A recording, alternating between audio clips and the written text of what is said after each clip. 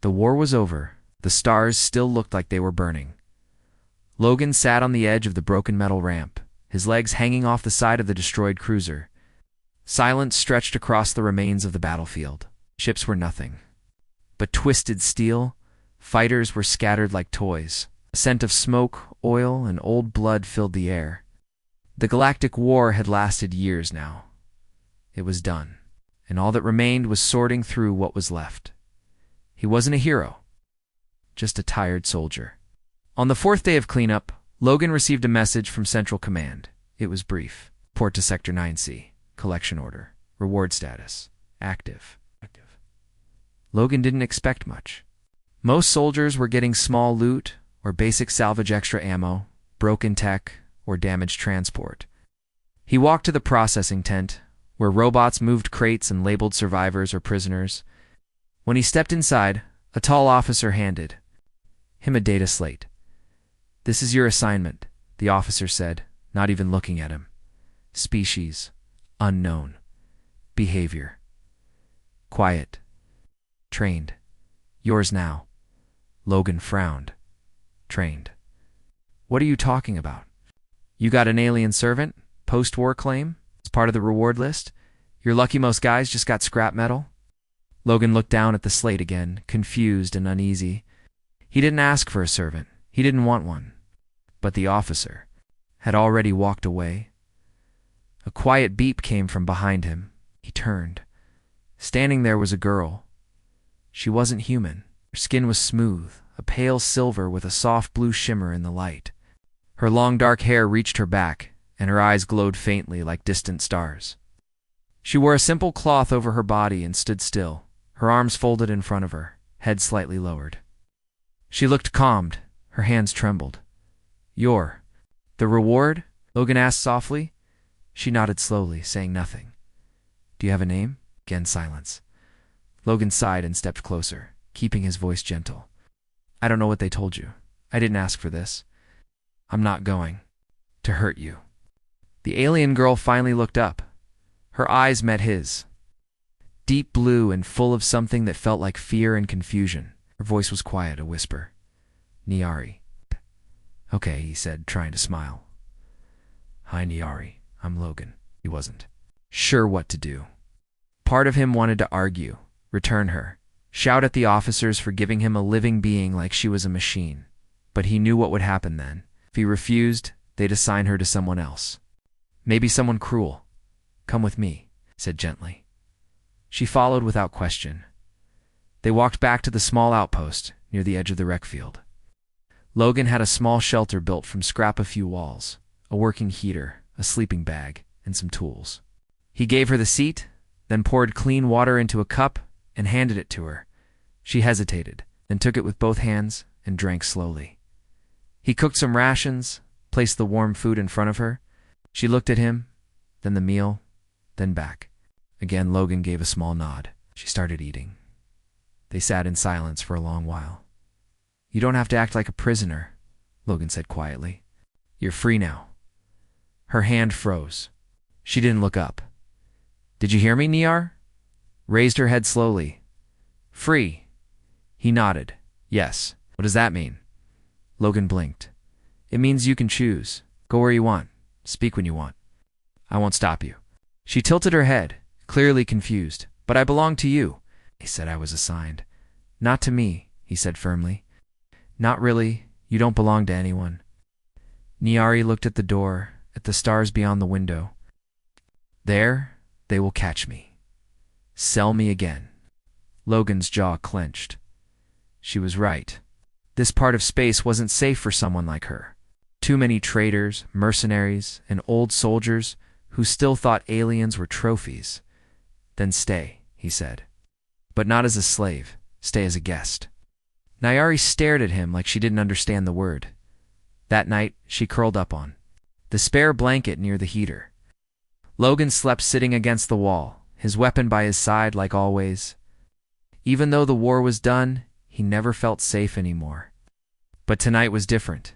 He didn't feel like a warrior. He felt responsible. Next morning, Niari was awake before him. She had cleaned the small shelter and organized his tools. When he asked why, She just said, "It's what I was taught." He wanted to tell her to stop, to rest, to do nothing. But he realized she didn't know how. She only knew how to serve, how to stay useful to survive. So he asked her to help him fix a drone engine instead, not as a task but as something to learn. Her hands were fast, careful, intelligent. She asked questions. She smiled when the part lit up. Logan smiled too. For the first time in days, maybe months, felt something warm, a kind of peace in air. I wasn't just a survivor. She was someone who had lost everything, yet still stood with grace, and Logan made a quiet promise in that moment. No matter what, he would protect her, not because she was assigned to him, because no one else ever had. The days passed quietly. Logan worked on repairing damaged parts from the wreckage. Engines, power cells, small drones, whatever he could find. It wasn't exciting, but it gave him purpose. Niari stayed close.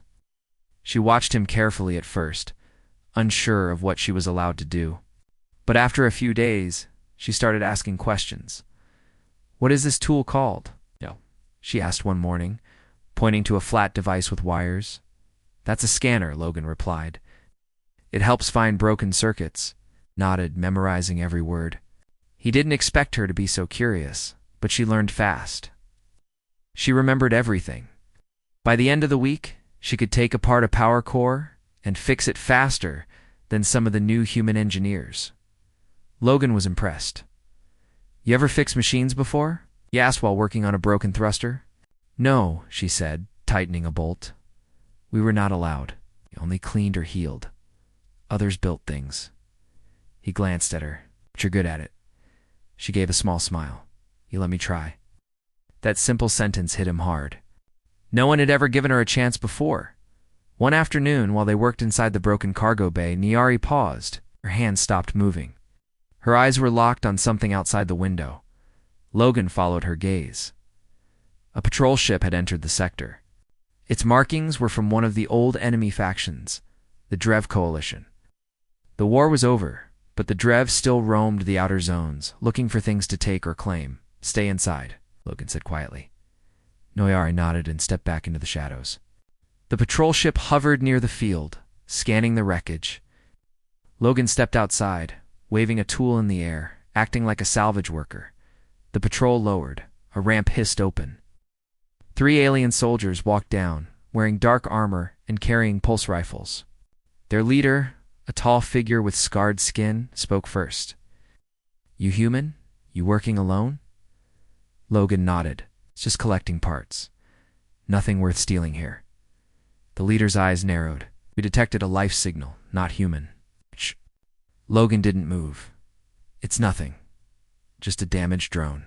We want to see. The tension grew heavy. Logan's fingers itched toward his belt where he kept a concealed pistol. He didn't want to fight. Not here. Not with Niari nearby. But then Niari stepped out. Slowly, carefully. Logan's heart dropped. "Niari, what are you doing?" The Drev leader's eyes lit up. "One of the Terrari kind. Rare now. You cannot own her." "She's not owned," Logan said firmly. "She's free." The leader laughed. "Free? There is no such thing for her people. They are property. Hand her over." Niari raised her chin. "I go willingly. Do not fight them." "No," Logan said quickly. "You're not going anywhere." The soldiers raised their rifles. Logan stood his ground. "You want her? You'll have to come through me. And this place is rigged." He pointed to the ship behind him. The engine hummed softly, enough to suggest he wasn't bluffing. "You'd blow yourself up for her?" The leader sneered. Logan didn't answer. His silence said everything. After a few long seconds, the Drev leader gave a sharp whistle. "Not worth it. Let's go." The aliens turned back to their ship and flew off. Once they were gone, Logan let out a slow breath. Niari stared at him. "You would have fought them. For me?" "Of course," he said. "You're not a thing they can take." She looked down. Her voice was low. "You could have let them take me. You'd be safe." Logan shook his head. "I wouldn't be able to live with myself." That night they sat by the heater again. Niari didn't speak for a long time. She just watched the flames flicker. Then, softly she said, "On my world, we were peaceful. We grew things, healed others. We didn't know how to fight. And then war came, Logan said. Yes, she whispered. They took the strong ones first. Then the rest. Many didn't survive the journey. Was sold to a fleet general.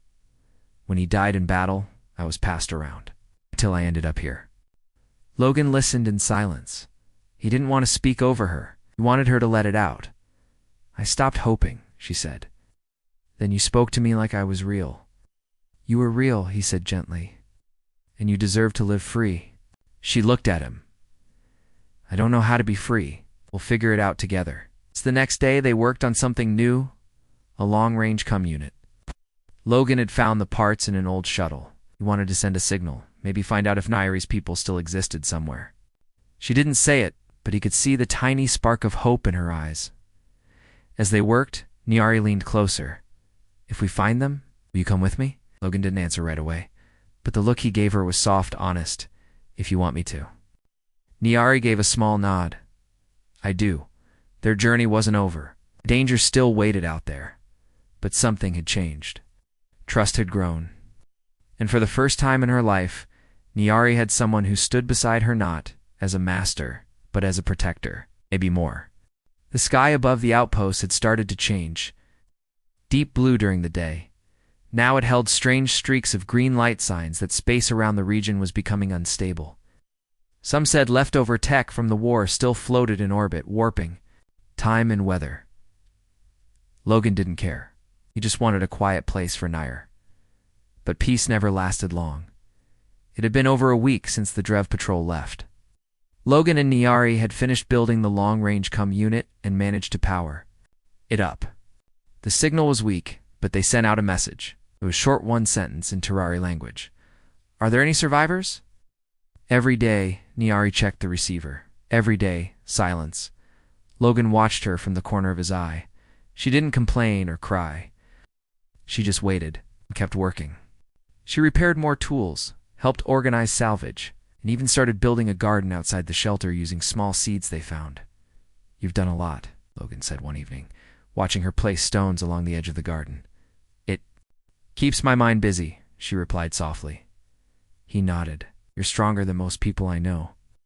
She gave him a small smile, but her eyes still looked far away. That night, while they sat near the heater, a beeping sound echoed from the receiver. NYAR. Jumped to her feet. Logan turned the dial and pressed the translator. A weak voice came through the static. It was hard to understand, but one word repeated, ... 2. RARI ... alive ... south quadrant ... safe. Neri's eyes filled with tears. My people are out there, she whispered.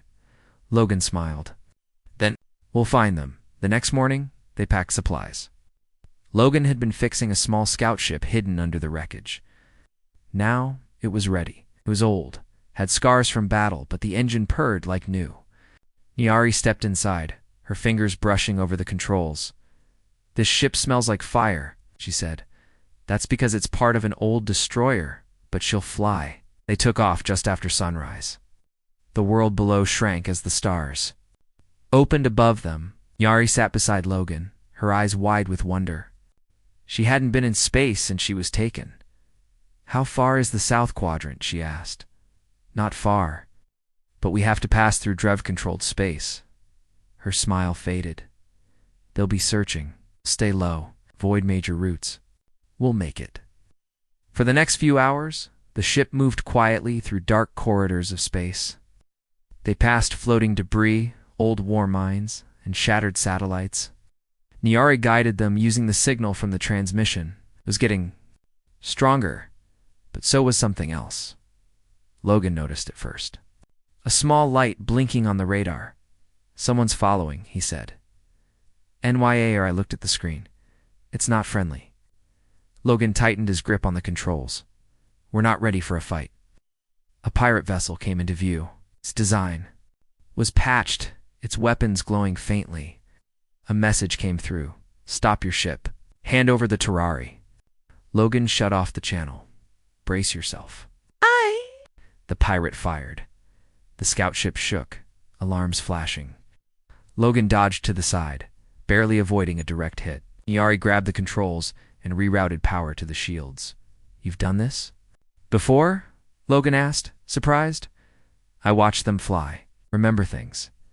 The ship twisted through asteroid fields. The pirate followed closely. Logan flipped a hidden switch, releasing a burst of debris from the cargo bay. Thruatan lost a wing? Yes, Nyari shouted. The enemy ship spun out of control and vanished into the fog of space. Logan exhaled. We did it. Nyari stared at him. I didn't freeze this time. You were amazing. They flew in silence for a while. The signal was getting stronger. A few hours later, they saw it a small green moon, partly hidden by gas clouds. On the surface, there were tiny lights and structures. That's it, Nyari whispered. That's them. They landed on the edge of the main camp. As they stepped out, several figures ran toward them tall, silver-skinned, glowing blue eyes, just like Nyari. One of them cried out her name. Nyari ran forward, falling into their arms. Logan stayed back, giving them space. Tears ran down Nyari's cheeks. She touched their faces, held their hands, and laughed between sobs. They hadn't seen her in years. Many had thought she was lost. Forever, an elder Terrari walked up to Logan. You are the one who brought her home, he asked in a calm voice. Logan nodded. She found the signal. I just helped. Many would not have done what you did. Many wouldn't have to. The elder bowed his head. Thank you. Logan turned to see Nyari looking at him. She took a step forward and said, I want you to stay. He smiled, heart beating a little faster. I thought you'd want to stay with your people. I do, she said. But I want you here too. Logan nodded. Then I'll stay. Life on the green moon was peaceful, but not easy. The Torari survivors had built shelters from stone and scrap. Their homes were quiet, filled with soft light and warm colors. They grew food in soil they had cleaned with care. They spoke softly, moved with grace, and helped one another like a family. Logan watched all this and felt like he had stepped into another world now, introduced him to the others. Her people were gentle but careful around him. They had seen what humans and other species had done during the war. They didn't speak hate, but they didn't show full trust either. Only the children came close. They followed Logan around, touching his boots and asking questions about his weapons and tools. Logan would kneel down and show them how scanners worked or how to fix a broken light rod 9AR. Smiled when she saw this. They like you. They like shiny buttons, Logan said, chuckling. But he knew this place wasn't just a visit. It was becoming a home. One night, Nyari sat beside him under the stars. The camp was quiet, only the sounds of wind and soft songs drifting in the air. She looked up at the sky, her fingers touching a necklace an elder had given her, a tiny crystal that glowed when near her skin. I miss this, she said softly. The stars, the songs, the feeling of belonging. Logan nodded. You were stolen from it, and you brought me back. You found your way, Logan said. I just flew the ship. Nyari turned to face him. But you stood between me and those who saw me as nothing? Logan looked away. You're not nothing. Never were. She smiled and leaned against him, her shoulder brushing his. You're different. The next day, Logan was invited to the Elder's Circle. He stood before 7 wise Terrari, all older than Nyari, all marked by the war. They asked questions not just about what he had done, but why. You had nothing to gain, one elder said. You risked death, another added. Logan answered truthfully. I didn't do it for reward. I did it because no one should live in chains. I saw someone who needed help. I couldn't walk away. The room was silent for a moment. Then the lead elder stood. We welcome you, Logan of Earth. Stay among us, if that is your choice. Logan bowed his head. Thank you. But peace didn't mean the danger was over. A few days later, a scout came running into camp. Ships in the sky, he shouted. Not ours, not friendly. Everyone gathered near the lookout. In the distance, 3 ships hovered in orbit. Drev raiders again. How did they find us? Someone asked. Nir's voice was quiet.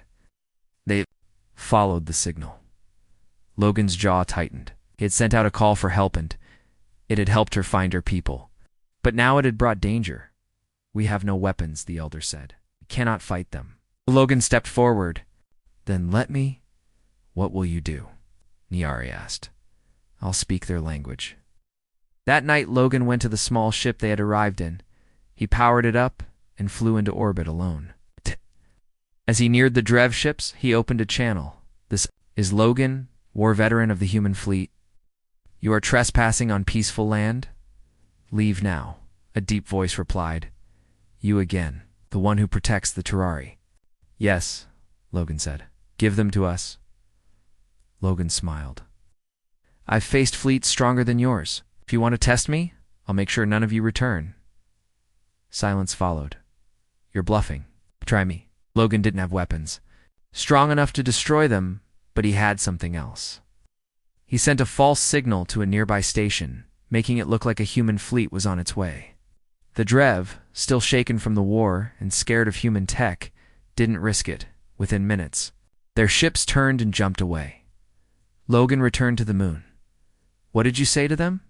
Niari asked. Just reminded them what humans are capable of, he said. She laughed for the first time in days. The people cheered and sang that night, not for war, but for safety, for cleverness, for courage. As the music faded and stars filled the sky again, Niari stood beside Logan near the garden they had planted. You could leave now, she said. Your job is done. You want me to leave? She looked at him, eyes gentle. No, Logan smiled. Then I'll stay. They said nothing more. They didn't need to. In a world once broken by war and fear, two hearts had found something rare, peace and the beginning of something new. Weeks passed on the green moon. The garden that Niari started had begun to grow tall stalks with purple flowers. Children played between the trees, and laughter filled the air once more. For the first time since the war ended, the Terrari people were starting to heal. Logan stayed busy. He helped build new shelters using stronger parts from old wreckage.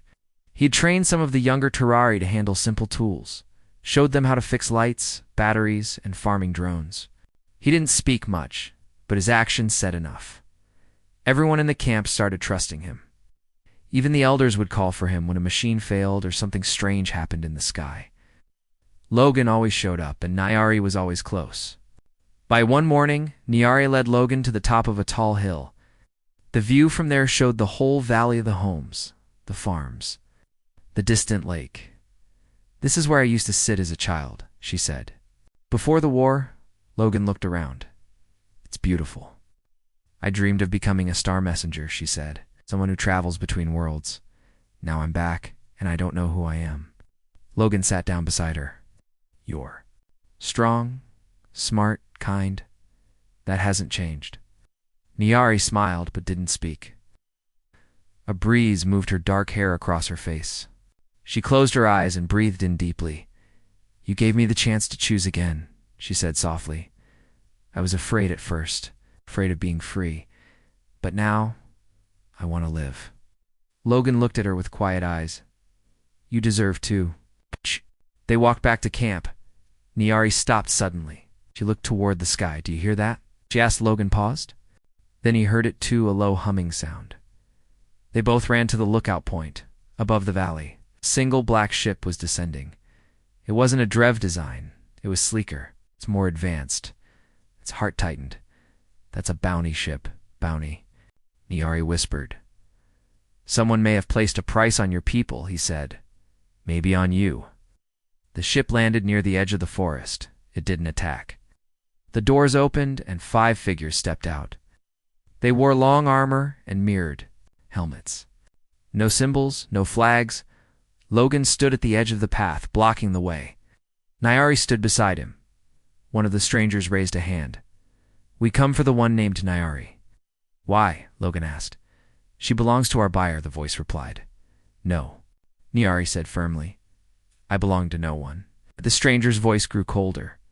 Then you force our hand. Logan reached for his tool belt. You'll have to go through me. Before anyone could move, loud horns rang out behind them. Terrar villagers were arriving, holding farming tools, makeshift weapons, even heavy stones. They stood in rows, blocking the path behind Niari. The strangers looked around, clearly not expecting resistance. We are not warriors, the lead elder said. but we will not allow you to take one of us." The bounty hunters hesitated. They saw numbers. They saw courage. After a moment, they stepped back. "This is not over," the lead stranger said. "Our buyer will send others." "Then tell him," Logan said coldly, "that Nyari is under human protection now." The strangers returned to their ship and flew away. After they left, the villagers cheered. Nyari didn't. She stood silently, looking down at her hands. "What is it?" Logan asked gently. "I don't want to keep hiding," she said. "I want to protect my people, like you protected me." Logan nodded. "Then we prepare." For the next few days, they began building more than homes. They built watchtowers, signal posts, and safe paths in the forest. Logan trained a small group of volunteers, both men and women. Yari helped teach others how to spot approaching ships, how to use old tech to make alerts. One night, as they checked the signal tower together, Nyari looked at Logan, double quotes, "Do you ever wish you left after the war?" she asked. Logan shook his head. "I thought I'd wander alone, then I met you. I was broken." "No," he said. "You were just waiting for a reason to rise." Nyari stepped closer, her voice soft. "And you became that reason." They stood together as stars moved above them. But far beyond those stars, something darker was coming, and both of them knew it wasn't over yet. The nights had grown longer and colder. The green moon's peaceful valleys hid a growing fear. Whispers of enemy ships returning spread quietly among the Terrari people. The bounty hunter's warning was no empty threat. Logan and Nyari stood side by side on the highest tower, watching the stars blink against the dark sky. The camp below was alive with preparation families packing supplies, volunteers sharpening tools, and elders praying for safety. "Do you think they will come back?" Nyari asked, her voice barely above a whisper. Logan didn't answer right away. He knew the dangers well. "If they do, we will be ready." She looked at him, her glowing blue eyes steady. "I didn't stay for you alone," Logan said quietly. "I stayed for all of you." Their moment was interrupted by a sudden flash on the horizon, distant light growing brighter by the second. "Ships," Logan said, and many Nyari's heart raced. "We must warn everyone." They ran to the center of the camp, where the Terrari people gathered around the elders. Logan spoke calmly, but firmly. "Enemy ships approach fast. We have little time. Repair defenses and move non-combatants to the caves." The people moved quickly, trusting Logan's orders. Nyari helped direct the children and elders to safety as the enemy fleet entered orbit. Logan activated the hidden weapons they had built, told missile launchers repaired and repurposed by the Terrari and human tech. The night exploded with light and sound. The battle was fierce but brief. The Terrari fought with courage, using every trick and trap Logan taught them. Nyari moved through the camp, helping those in need, her strength and calm inspiring everyone. After hours, the enemy ships retreated. Damaged and defeated, the Terrari cheered, but the victory was bittersweet. Many homes were lost. Some friends were injured, but they had survived. Logan looked at Nyari, who stood tired but proud. "We did it," she said softly. "Together," he replied. Days later, the camp was alive with rebuilding. The plants in the garden had grown tall and strong, symbolizing hope. "Nura," I approached Logan one morning, holding a small woven pouch. "This is for you," she said. Logan opened it to find a delicate necklace, made from shining stones and soft fibers. "It is a symbol of trust and gratitude," Nyari explained. "You are not just a protector, you are family." Logan felt a warmth he hadn't known in years. He put the necklace around his neck. "Thank you, Nyari." She smiled, her eyes bright. "We will face the future together." The green moon was no longer just a place of refuge. It was home. And as the stars shone above, two souls, once strangers from different worlds, stood united, ready to build a new life, a life of freedom, friendship, and hope.